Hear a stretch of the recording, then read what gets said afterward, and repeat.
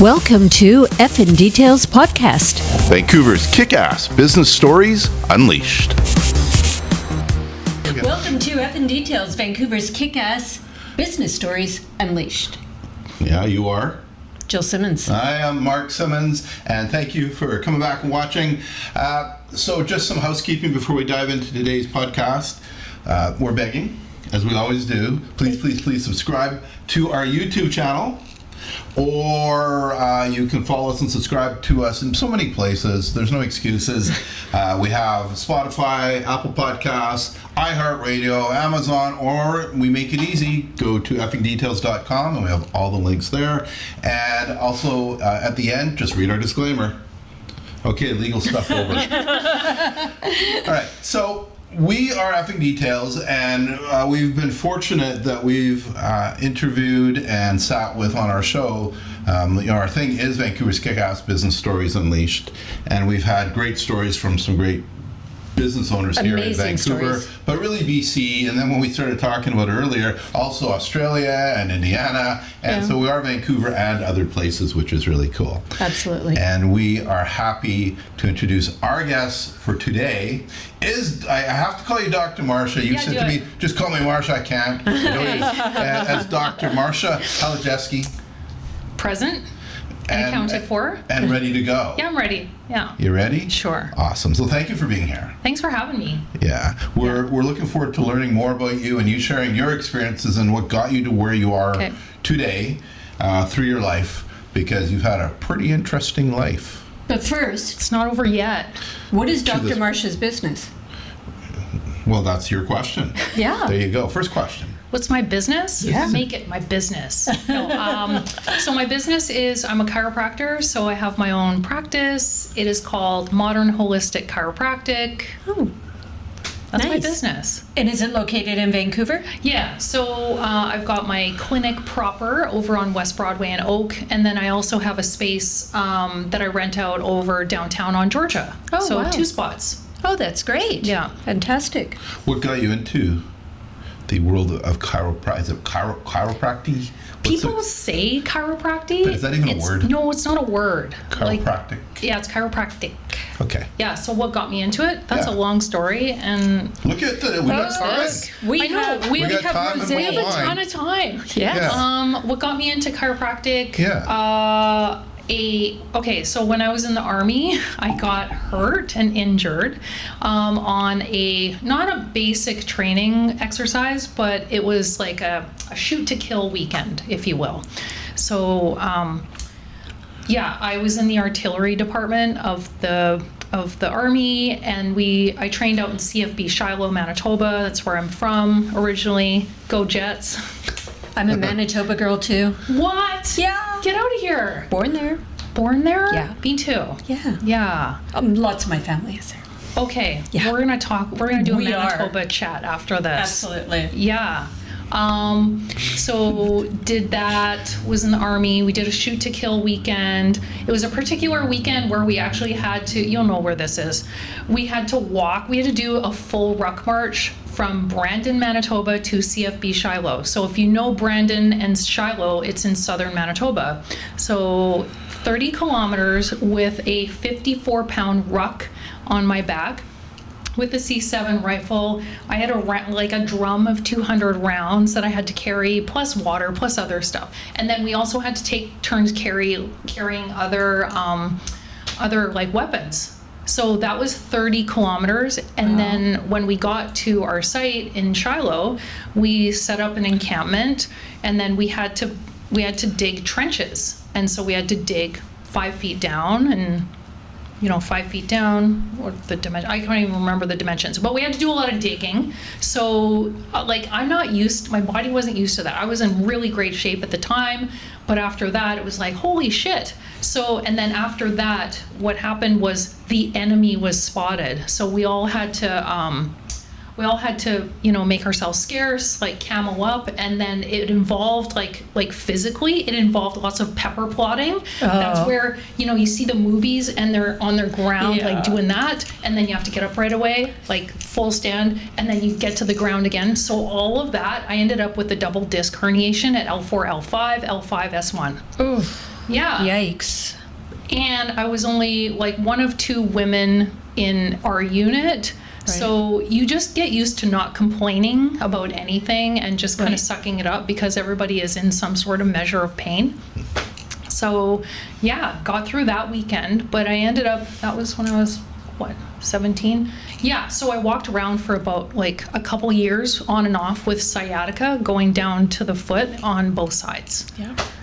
And I tried all sorts of things. Like I went to massage and I did physio, and I talked to my friend Will, who's a physio, and I told him what I experienced as physio back in the day. He's like, no, that's not physio. They put machines on me and then they walked away.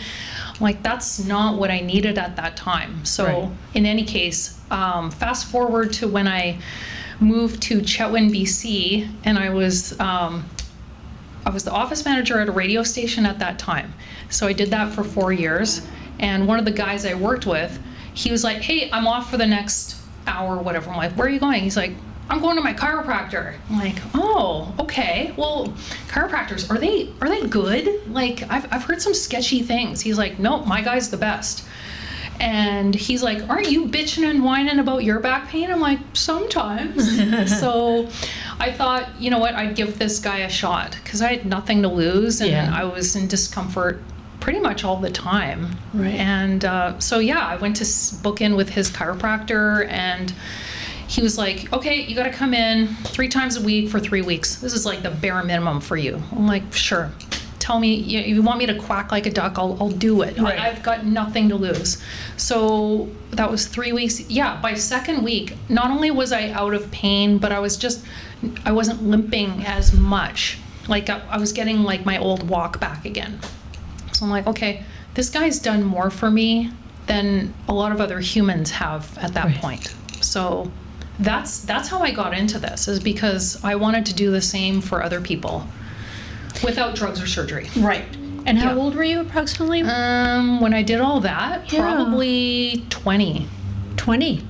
Yeah. So how long Like is... 8 years ago, right? Yeah. No, I'm just kidding.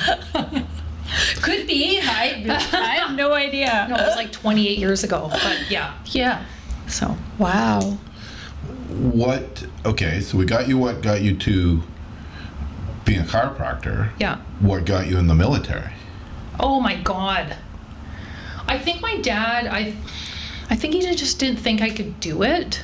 So when you're a teenager, you're like, I'll show them. Yeah. Yeah. So, and it was also like, no offense to Manitobans, but I think I just wanted to get the fuck out of Portage La Prairie. Yeah. Like Portage is awesome, but it's small. Like it's 13,000 people. It's where I grew up.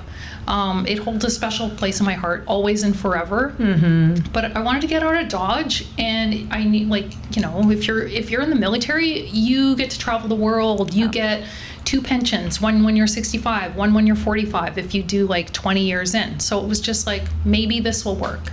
Right. Yeah. Were your parents in the military at all, or? No, my uncle was, and then my grandfather was, so they served. Mm-hmm. But yeah, I ended up not staying in it very long. 2 years was like the max, because it's just like, the culture wasn't really me. Right. Like it's very bro culture, and like at the time, like in the mid 90s, they were doing lots, to make sure that, things were equitable with women and men. And I didn't experience any overt sexual harassment. I didn't experience any sexual harassment at all. We had one guy in our unit in 13th Field Battery who was considered like the ringleader.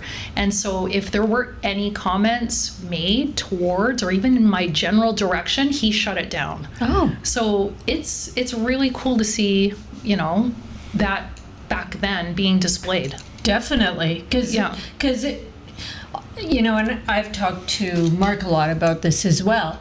Sometimes it does take the strong male ringleader to step up and say something. Yeah. Right? Yes. To back it all up.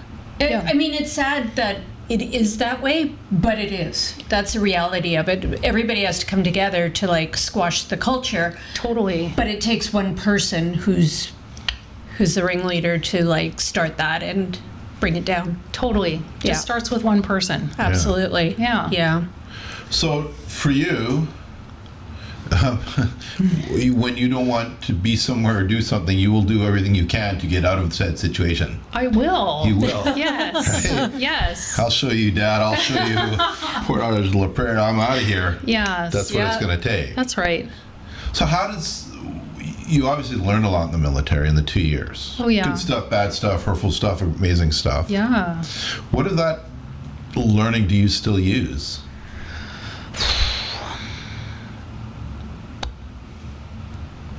I mean, okay, so like the military breaks you down, you're degraded down, but you are rebuilt in a certain recipe, a certain formula, and you have to respect a chain of command. You have to listen to authority. You have to make your bed really well every day. So like I still make my bed really like every day without fail, no matter how sick or whatever's going on. There's certain things that just make you feel better. And also, like, no one's coming to save you. You have to look after yourself. So if you're not governing yourself well, how can you be help to other people? Mm-hmm. Like, everybody in this planet has to serve others. There has to be some sort of service in some way. And this is just, like, this is how I want to serve others. So I mean, all that cliche stuff, right? You have to show up for yourself. Like, you know, you'd get 50 push-ups right away if there's a loose thread hanging off of your uniform if on the lapel, right? So making sure that you present well and, yeah, just give others a chance. Right. Right. That's amazing. So it was when you transitioned from the military, you worked in radio Yeah. in Chetwynd. Yeah. And then you went into your job now. Yeah. Right? And it wasn't quick because it's a lot of schooling. Well, right? there were some twists and turns before radio and then chiropractic school and then ultimately chiropractor. Okay. Yeah. What's some of the culture shock or things that you face in transitioning from one to the other? What surprised you? What surprised me? Yeah. From going from... Say this military life through your transitions to where you are now. What's been one of the most surprising or shocking things for you? I'm surprised by the number of humans who don't do what they say they're going to do. And I continually to be like... I'm surprised by that. Yeah. Because I'm very much that way. And it's a great limiter for basically any transaction in this life. If you don't do what you're going to say you're going to do, like not only my like for you is gone, but the trust is probably going to fritter away. Yeah. Yeah. We say that the one key to success is that for people is do what you say you're going to do. Yeah. Right. Or don't do it. Or don't do it. Or don't say you're Don't going to do it. fucking do it. Don't Exactly. say you're going to do it. And there's this thing around, we've talked about some past podcasts, judgment. I don't like the word judgment, but it is judgment. We judge ourselves by what we intend to do. Oh, Marcia, I was gonna phone you, and you're like, oh, that's good, but I didn't. Yeah. But I intended to, so I'm a good person. Yes. So I judge myself. I'm a good person because I meant to phone you. Right. Sure. But you're like, fuck that, you didn't actually phone me. Yeah. The action wasn't there. Yeah. So people judge us by what we actually do. Sure. Right. Yes. And that's how they're basing their trust in us and all those other things. Yeah. And it's definitely a thing. Yes. Yeah. Yeah, a lot of do-gooders. So it's quite a journey, Yeah. right? And where does it take you now? Where do you loving the chiropractic work? Mm-hmm. Where do you see yourself in a few years? Oh man, this is a big question because I'm 48 and I should be thinking about retiring, but I've only been practicing 8 years. Yeah. So I've got a real flavor and I have my own protocols, and yes, I follow the things that have been drilled into my DNA from years of chiropractic school and all of the subsequent continuing education I've had since, with the utmost emphasis on safety. But that being said, chiro school only prepares you for like 80 to 85% of what walks in the door. Right. The other 15 to 20, yeah, it doesn't sound like that much, but it fucking is. Because you'll have people that come in and it's like, yeah, I got low back pain, this hurts. Okay, so let's just see, you're ruling out, like, is this muscle, joint, and nerve? Is it really that simple? Oh, no, you actually had some kidney stones before. Oh, is there an autoimmune condition? And that just kind of comes out. And so sometimes the beauty of that whole consult is in the patient's throwaway comments. Like, it's the stuff that they kind of just slide in under their breath. Yeah. That's more telling than 40 minutes of yakking and doing all my steps through the order of asking questions. Have you ever had to fire a patient? Yep. How was that? Different reasons, right? So if a patient tries to ask me out, then yeah, so that's under transference, right? Right. Of like feelings that are there, and then for me that makes me nervous, and it brings up a whole bunch of feelings. It's like, could I have led this person on? And then I'm doing a fucking post-mortem on every interaction I've ever had. And so, it's a call with that person, and then I line up somebody else to, hey, can you go can this person come see you? Right. Yeah, no problem. Yeah. So, everybody can see whoever they want to see, but it's just kind of like, hey, I talked to this chiro, I briefed them on what we do here. This is going to be a better fit for you. Right. Yeah. So, I also had some whack job patient come in, and he was very well known to, I'll just say it. He came in and tried to direct care and try to tell me where to adjust and all this kind of stuff. And as soon as I saw him in the waiting room for the first time, I had my little hackles up. And I normally don't get those feelings. Yeah. But definitely, like, this is going to be different today. So I had to be on my, like, most professional, most guarded game with this guy, because he started directing care.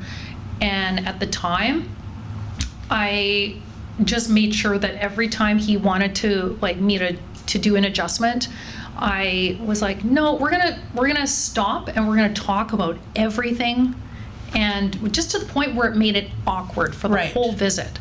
So I ended up not even adjusting him that day, but I told him not to come back, because I just told him right there. I'm like, I've had it. Yeah. Because he started off the visit was like, I've had headaches for the last 8 years. I have a wedding to go to in 2 weeks, and I need them gone. What do you think I can do, buddy? I'm not a magician. I told him I'm not a magician. Ha ha ha. Yeah. But yeah. So I found out later from this guy. I let my College of Chiropractors know, like, hey, here's the situation. And it turned out that this guy had a huge Google page on cell phone scamming, as well as he was a guy who hung out at Metrotown parking lot and would hide, and with the cars backing up, he would would place himself right behind the bumper so that you hit him, so he'd get people to pay him off that way. Hey. Wow. I know. So trust your instincts. Yeah, trust your instincts always. Yeah, absolutely. Yeah. Wow. Do you treat friends and family? Yeah, I treat friends and family not so much. Yeah. Friends, yeah. Friends. Yeah. We're not supposed to treat family. Right. Yeah. So, success is funny because we're all optic people, and we always a lot of times portray, oh, look how successful we are. Okay. Forward facing. But what's something about your business or your journey that proves it's not as smooth as people might think? Like, what are the bumps in the road that you've come across? And you are successful, but you've come across bumps. What are those bumps like for you? I think people perceive I make bank. Right. And they have no idea the number of fees and insurances, malpractice, and all of the costs that go into delivering one adjustment. Yeah. So it's kind of like, I do it because I love to do it. And yes, I'm rewarded well for what I do. But as far as like people's perception, I'm not going to go into so much, but there's perceptions of my family that I should be assuming other costs of some things. And it's like, no, I can't afford to take care of all of this kind of thing. So, yeah. It's honestly something I never really thought about either. How many hidden costs there probably are in your business that... Yeah. You know? To be full practicing in what I do in this province, yeah. But those are the first things that come across is the financial bumps. Yeah. Yeah. You see that people generally understand this analogy or reference is around food and restaurants when people go out to eat. Yeah. And they go, well, look at the price of that. It's so much. I can cook this at home. Like, okay, go cook at home. You can. But you're going out because you don't want to cook at home. Yeah. But you're paying food and you're paying those prices. It's not that the steak is $50, but there's the employees in the kitchen and the rent and the mortgage and there's all this back end stuff. Yes. And a lot of people don't understand it even at that level. Yep. Let alone when you start getting at other levels like where you're at. And we talked to a realtor before who was like, yeah, optic, it looks like I'm making a lot of money. Do you know how many fees we got to pay? And all those things that come out of it. Yeah, you know? right. And I explained to her that, yeah, when I sold the place, and we took what, $18,000 and made it $5,000 take home pay like really quickly. No after way. all fees, right? And then so people don't generally see those things. No. Right. Yeah. And nor do they necessarily have to. But No. the reality as an entrepreneur, as a kick-ass business owner, is you do have fees. Yeah. A lot of fees. Yeah. And we don't always know what those fees are, but there's a cost to it because you're in it to make a living. Yeah. You're not charity. Right, No. exactly. Yeah, no, it's exactly the point. Yeah, so I just think that it's some of those things, and one thing that I really, really struggle with after all these years is raising my rates. And you and I have talked separately about this and putting, putting the value on what we do. Like I read a book. Did you guys ever read Selling the Invisible? I did We have not, no. Okay. It's a good read. It's basically on folks like myself that offer a service rather than a tangible thing you can hold in your hand. Right. So a lot of folks still, I think, as I try to get into the psychology of how people think and how they'll receive what I do, if someone comes in with the Louis Vuitton bag that they paid like $7,000 for versus like a service that I offer for whatever, it's a different perception on value, unless they're coming to me all the time kind of thing. But the service, it's over and done with in that 15 or 45 minute session, so it's just kind of like everybody has to make their own decision as to like how it benefits them. Otherwise, they're not going to continue it. Absolutely. So making people know of reminding people of the value of what they're getting out of their visit. And actually just me being blunt with some people, like what is bringing you back over and over again? Like what keeps bringing you back? It's like, well, I like to feel good. My pain is gone. I forgot that I had sciatica. I forgot that I had chronic migraines. I forgot, oh, okay. And it's not just like to feed my ego, but it's to solidify with them. It's like that you're coming in, you're booking your time, you're spending your hard-earned money with what I do and with what other chiropractors offer. But this is what you're getting out of it. And I don't want you to forget, because pain is a fucking forgettable experience. Yeah. It originates in the brain. And so there's a reason why there's so many kids on the planet. If we were reminded of the pain of going through labor all the time, like after the fact, we wouldn't have so many kids out there. It's so true, yeah. That's for sure. Yeah. I can't speak to that. I never birthed a child. But you have had kidney stones, and that's very Yes. similar, let me tell you. Yeah. Oh my gosh. But when I've said to people that, I've had kidney stones like 30 times, and from what I hear, it's like equal or worse than labor. And they're like, who are you talking? Don't you be talking. I'm like, okay, I'm not going to say that anymore. Yes, but I've had both, and it's pretty equal. I tell them that too, and they're still like, how dare you say that? I'm like, okay, I don't know. I only know my experience, but yes. Do you, did you find it difficult to get clients, or is there a lot of competition in Vancouver? Yeah, there's a lot of chiros out there, and we have a lot of amazing chiros in BC, particularly in Vancouver. Like, when I first hung up my shingle, as it were, in 2017, I'm up against some real heavy hitter people. So, comparison is the thief of joy. So, I'm trying not to compare myself with others and just kind of do my own thing. But yeah, those fucking student loans, it's like over $240,000 of student loans from just chiro school and a little bit left over from grad school. It's like no joke. No. Yeah. So, yeah. People need to understand that, though. Right? There's a question about what's a misconception about the chiropractic world that you'd like to clear up. That feels like one of them. Like, it's a lot to become. It's a lot of money. It's a lot of investment. Yeah. Yeah, it's a lot of schooling and a lot of investment, a lot of money. Yeah, so, right you are. Okay, so I guess a misconception right away is that it is a doctoral program. Right. Most people conflate doctoral with a medical doctor, general practitioner. So I'm a doctor of chiropractic.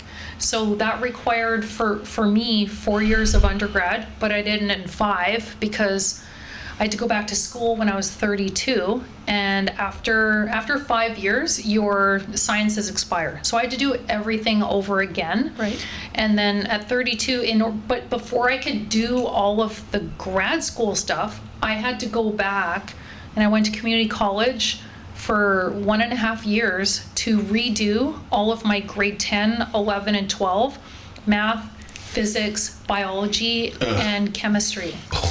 And I did them at nights. I did it on the weekend. So Good for you. I know. Honestly, That's a lot. It's a fuck ton of work, guys. Like, I was racing around Vancouver like an idiot, going to tutors, going to this, getting this paper, doing this experiment. Like, it was just crazy times. Oh, man. Yeah, that is a lot. That's a lot to go through to prove your dad wrong. I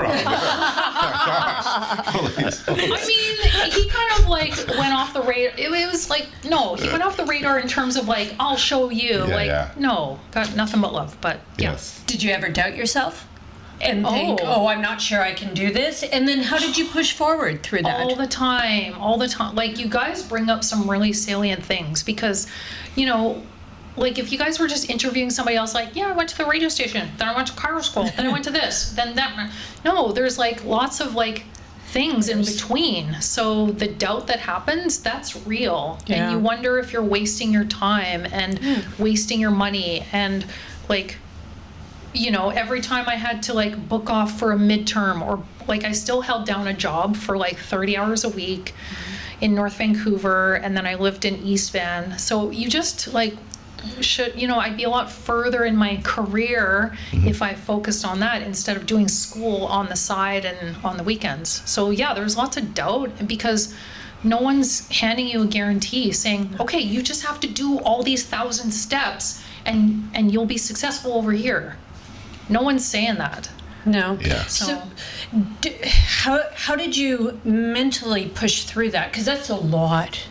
I mean, I'm exhausted right now. I was going to say, I feel like I'm you're exhausted. just talking. I'm like, oh man. I mean, that's tenacity. That's mad respect. You guys, thanks. For real. Yeah, I mean, we know what it takes. You know? But I don't know.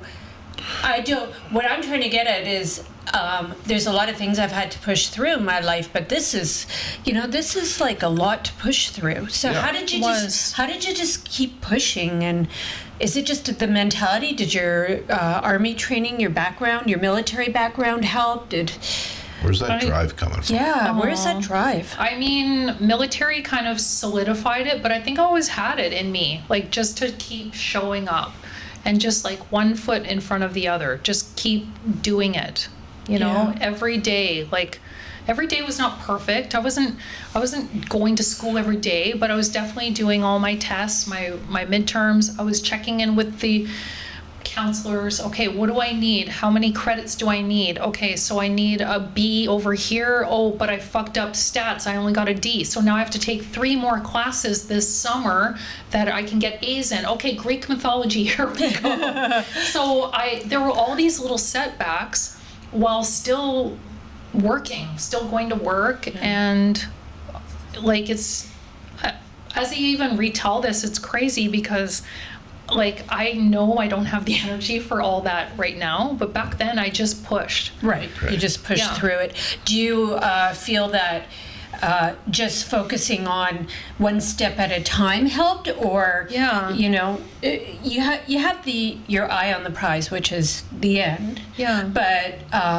sometimes when you have to push through something, looking at everything that has to be done is overwhelming. Mm-hmm. Did you do that constantly, or did you just, okay, I'm just going to take this course and get through that. I'm going to do this and get through that, instead of just the whole thing, you know? I actually had to short-term and long-term it. Like I couldn't have the luxury to just focus on what's yes, I focused on what's in front of me, but I was constantly looking at like, what does this chiropractic school need? What does this school need?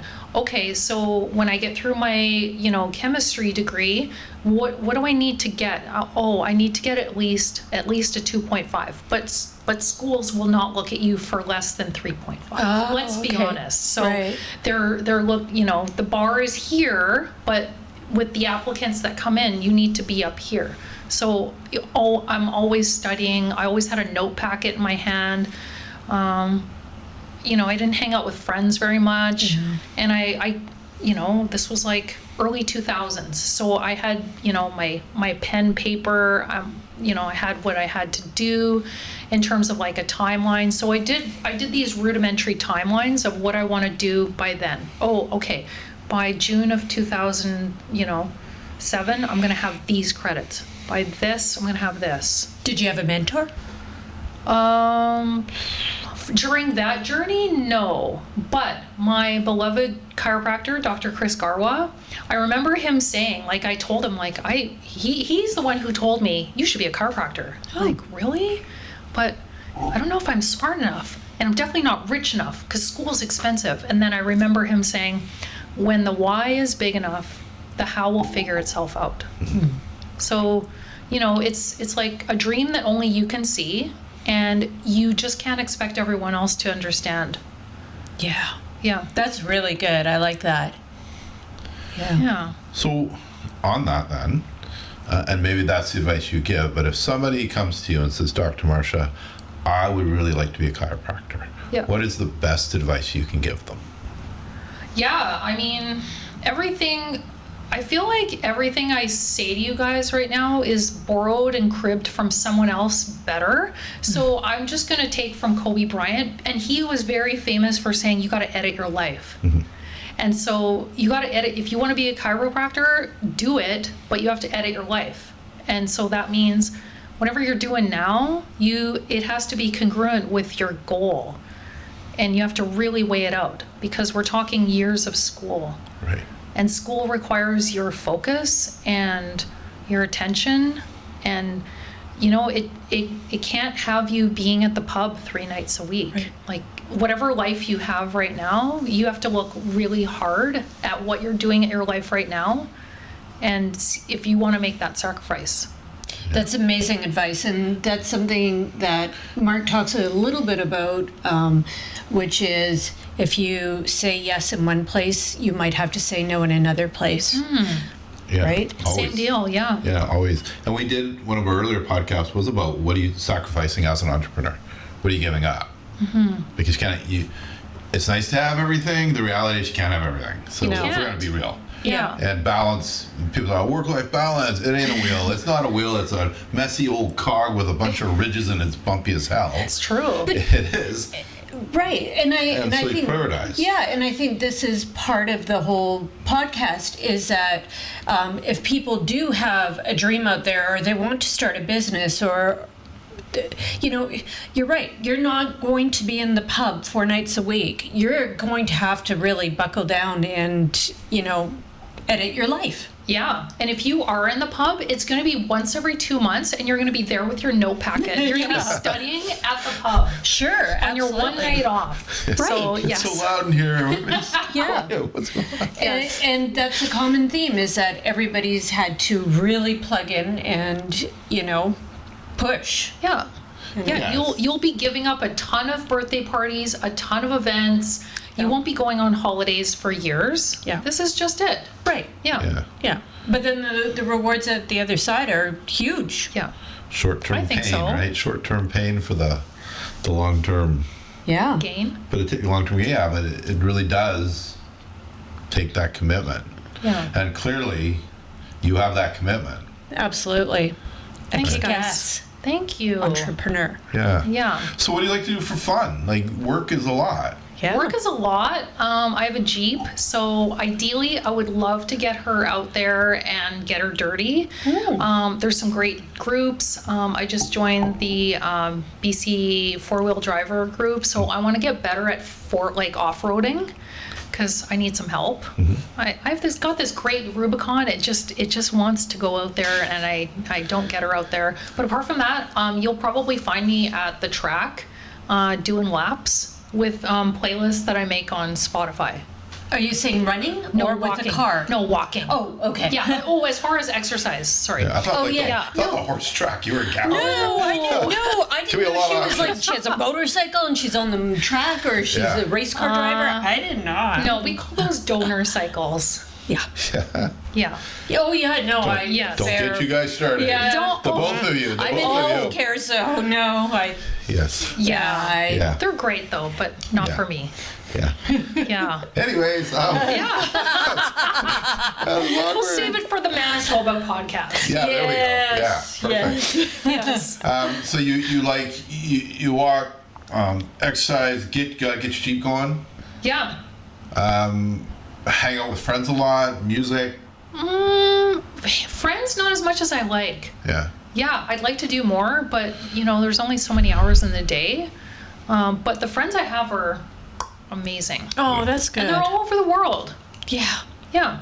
Nice. Yeah. And so what keeps you up at night? If a patient comes in and I don't really think that I can help them in the way that they're coming in for. If they think that I can help them in, like, I need to get adjustments and then I'll feel better.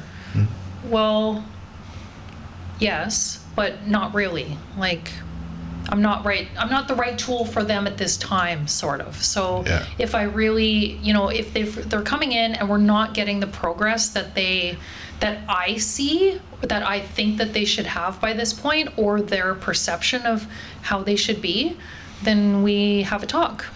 And then we look at other co-referral kind of stuff for them. Yeah. So that keeps me up at night. Yeah. And if you weren't a chiropractor, Yeah. what would you want to do? My stock answer is quality control over at Purdy's. Like Lucille Ball show. Just I like thought that- eating everything off the line. Yes. Yes. Yeah.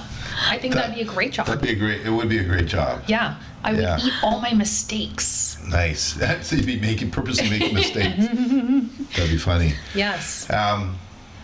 That's pretty great. So let's do some questions. Okay. Want to do some questions? Rapid fire? I'll do some Yeah. rosé. Can I ask you one first? Like you and I have talked you just about. asked me one. I'm going to ask you one. Okay. And I've talked to you, I think, in the past about you don't crack backs. Or do you crack backs? So my question to you is, Yeah. what's louder, the sound of a cracked back or the sound of a sergeant yelling at you? Oh, sergeant yelling at me for sure. Yeah. Because they don't yell at you from you to me. They're in in your kissing face. distance. Right. Yeah. There was one I was like, I just want to do that so bad. But obviously I didn't. Feels like some push-ups might be happening after that. Yes. Okay, here we go. The biggest lesson you learned the hard way.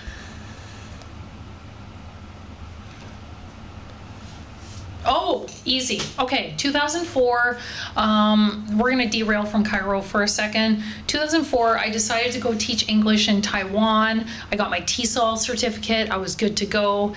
And I was talking with an agency of Calgary. So they're like, yeah, okay, so we'll have you starting this job in January in Taiwan. And there will be one of the other teachers who will pick you up at Chiang Kai-shek Airport. Like, great. Cool. And a place to live. So 3 things. Somebody to pick me up at the airport in a country I've never fucking been to. Right. A job and a place to live. So I showed up in, January 2nd at Chiang Kai-shek Airport.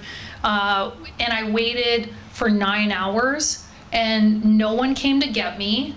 And by the time somebody, like one of the local people, like they felt sorry for me, so they were giving me like 25 NT, which is like their quarter, basically, to make a phone call. Oh. So I called the numbers that I had. I called every like number I could have, and nobody was coming to get me. And I finally connected with a teacher who was there, and it was like, no, there's no job. And I'm in Kaohsiung, which was 5 hours away south of Taipei. Like the capital of Taiwan is Taipei, so Kaohsiung was like 5 hours away. And they're like, yeah, and I can't come to get you. I'm like, holy shit. Did you cry? Yeah, I was bawling. I would have been crying. And I didn't know how to speak Mandarin. Yeah. So it was all these things. Wow, and I was like, what am I doing here? And then, like, kind of like when you get lost in the woods, you know how they say, like, people die of shame? I felt shameful being in this country. Like, how dare I show up at this country that I didn't have any of these things lined up. I'm an idiot, blah, blah, blah. Maybe I should just go back. So, but I didn't go back. I called my boyfriend at the time, and he's like, we'll just come back. I'm like, no, I think I'll just, like, go into town and see, like, I'll find an internet cafe somewhere. So yeah, I took the bus. I had enough. The currency exchange place in the airport, they opened up finally after 9 hours. I think it was like 2 or 3 o'clock local time. I was exhausted. My adrenals are fucking working overtime. I'm on no food, no water, because I didn't have any Taiwanese money to exchange. So it was just me and all my stuff. So changed some money over, found the bus to get into Taipei, found a hotel. I just checked in. With my, like, I'll have one night, kind of like my stupid rudimentary, gesturing and then I took my stuff up to my room, and then I fucking bawled. Oh. Like I didn't know what to do. Yeah. So, and then this, if you like rewind your mindsets a little bit, this is 2004. So we had internet cafes. Right. And we had Craigslist. So, so I looked for a hostel, and then I found the hostel after that one day, moved into the hostel. They had an extra bed there. And then I'm like, well, I'm here. And then people were like, why don't you just get a job? We need a teacher here tomorrow. I'm like, okay, all right, fine. I'll make some money, because money was running out. I sold my car in order to finance my airplane trip over to Taipei. So I just one-stepped it. Right. I didn't want to give up so easily, because keep in mind, I'm just a simple prairie girl, moved from Manitoba to BC, then to Chetwynd, BC, and I really hadn't seen the world. So the sobering part of myself was just like, you're in Asia, Marcia, like maybe make the most of it while you're here. So that's what I did. Your DNA of pushing through. Right. Yeah. I guess so. It is. Yeah. Well, it seems to be the constant theme for you is pushing through.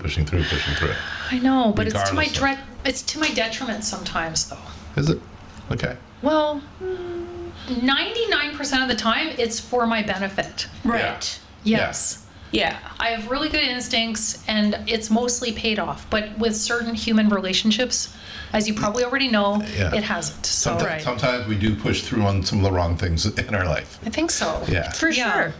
And then you look back and go, what did I learn from that? What did I learn? Yeah. What's the weirdest thing you've ever eaten? Oh. Okay, let's go to Taiwan again. So in Taiwan, I befriended another Chinese teacher, and she was a local, so Taiwanese girl, Melby. She was the best. She would take me to like night markets, and after a while, I would be like, "What is this?" And then she would stop telling me what things were. So the weirdest thing I ate was this rice soaked in pig's blood. Oh, that is weird. I know it was delicious up until I learned that fact. Yeah. Wild. That's for me. pretty wild. Yeah. Good for you, though. Thanks. Yeah. Yeah. Guilty pleasure TV? For sure. Yeah. I just finished watching, sorry guys. Okay, so a thing about me with TV. You're apologizing. Sorry. Yes. A thing about me with TV is that I rewatch shows. Ah. Yeah. So I just finished rewatching 6 Feet Under. Okay. It's kind of a blast from the past, isn't it? It is. A little bit, yeah. Yeah. I've never seen it. It's a little fucked up family. They own a funeral home. Yeah. You get to know like each episode starts off with how that person dies in the beginning. And there's 5 seasons. There's all kinds of different deaths. It's like, this is cool. And then sometimes they're the highlight of the show, but it's about the relationships of the family and their dynamics. So it's cool. That's cool. But right now I'm on Yellowstone. Oh, yes. We've seen Oh, we went through Yellowstone. Yeah. we did. We went It's through good. it. Yeah, Yeah. it is good. Yeah. Yeah, it's very good. Yeah. Okay. Maybe one more question? Should I be asking you guys questions? Sure, ask us anything. Oh, we like asking this one. I'm going to ask you. Okay. If you had a theme song that played every time Dr. Marcia walked in the room, what would it be?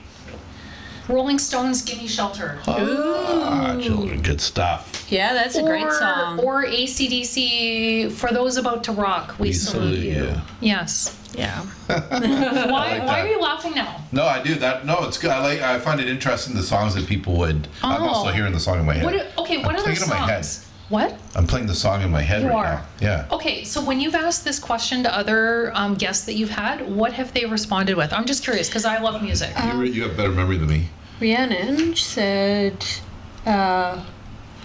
hustle. Every day I'm hustling. Every day I'm hustling. Yeah. Yeah, that's a good one. Yeah. Yeah. I don't know what our song or my particular song would be, Jill? but Oh, I have no idea. What? No, no. If you're going to ask me a question, you better have an... No, I'm just that's not how this works. Yeah, you see, it doesn't work that way. Yeah. No Dutch door Probably action on for this. actually, okay, I have a theme song. Oh, Okay. is it going to be Taylor Swift? It is. Karma. That's a good one. Yeah. Yeah. Yeah. Because I live by karma. Yes. Not dogma. Right. Yeah. Karma. I could quote Taylor every day. All right, so Dr. Marcia, if you can go back, beginning of your military life, Okay. step back and give yourself advice about life after knowing what you know now, what would you tell yourself? Listen to your gut. Like, listen to the little voice and don't tell her she's wrong. Because this is the flip side of not giving up.